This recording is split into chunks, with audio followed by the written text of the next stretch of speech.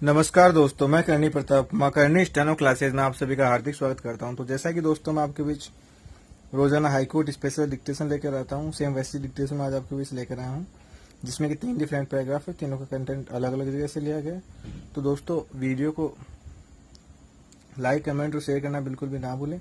अभी तक आपने हमारे चैनल को सब्सक्राइब नहीं किया तो सब्सक्राइब अवश्य कर लीजिएगा। नीचे जो बेल आइकन दिया है वो प्रेस कर ले, ताकि हमारी अपकमिंग नोटिफिकेशन जल्द से जल्द आपके पास पहुंचती रहे। तो दोस्तों आप ऐसी डिक्टेशन अगर रोज लिखोगे तो आपका राजस्थान हाईकोर्ट में श्योर सिलेक्शन है और आपका सिलेक्शन कोई नहीं रोक सकता। तो आप ट्रांसलेट करना बिल्कुल भी ना भूलिएगा। डिक्टेशन लिखने के बाद उसे ट्रांसलेट करके अवश्य देखिए कि कितनी क्या मिस्टेक्स आपकी हो रही है। ठीक है दोस्तों, अब यहाँ पर आपको 80 शब्द प्रति मिनट की गति से डिक्टेशन दी जा रही है, जो कि अब से 5 सेकंड पश्चात स्टार्ट हो रही है।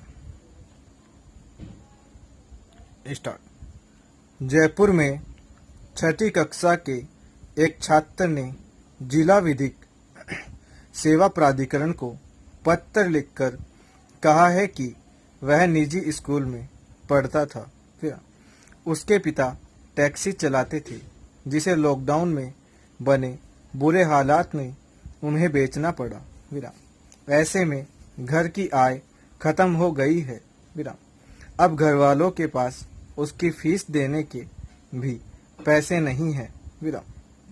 कुछ ऐसे ही हालात को स्टेट बैंक ऑफ इंडिया के रिसर्च ग्रुप इकोरैप की रिपोर्ट बयां करती है। उसने कहा है कि आने वाले दिनों में देश की प्रति व्यक्ति आय में 5.4% तक की गिरावट आ सकती है, जबकि वैश्विक स्तर पर गिरावट करीब 6.2% होगी।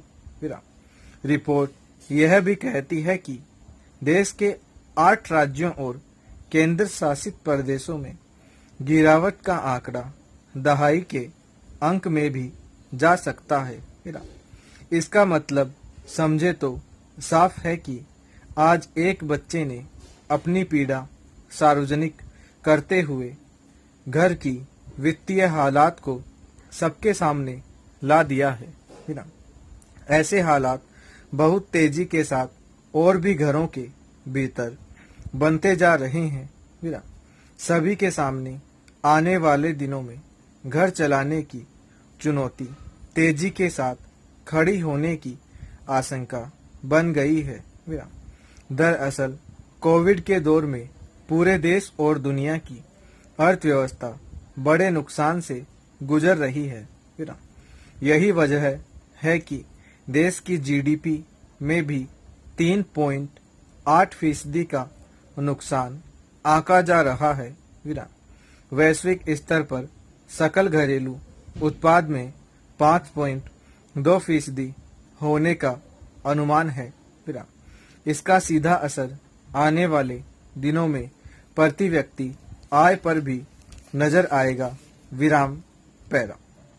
मध्यकाल में राजस्थानी समाज में ऊंच नीच की भावनाओं तथा नीची और अछूत समझे जाने वाली जातियों की दयनीय स्थिति ने समाज को जर्जर व खोखला बना दिया था, जिससे हिंदू समाज की मूलभूत एकता समाप्त होने लगी। ऐसी परिस्थितियों में मुस्लिम आक्रांताओं ने गोवध किए और हिंदुओं को बलात् इस्लाम धर्म स्वीकार करने हेतु विवश किया। सूफी संतों के प्रभाव से निम्न और अछूत समझा जाने वाला वर्ग इस्लाम धर्म ग्रहण करने लगा। इसी समय देश के कुछ अन्य भागों में कई विचारकों ने जाति पाति के भेदभाव से ऊपर उठकर मानव मात्र के कल्याण की ओर ध्यान आकर्षित किया तथा हिंदू धर्म एवं संस्कृति की रक्षा करना आवश्यक समझा गया।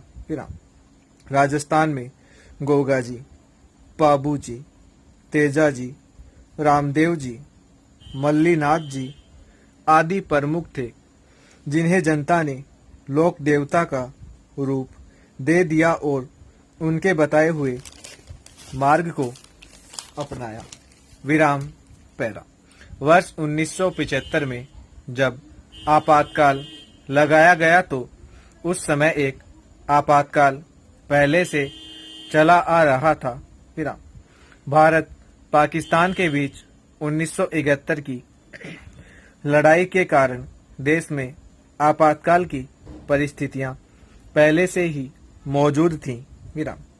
लेकिन जिस आपातकाल को हम याद करते हैं, उस आंतरिक आपातकाल की घोषणा 26 जून 1975 को हुई।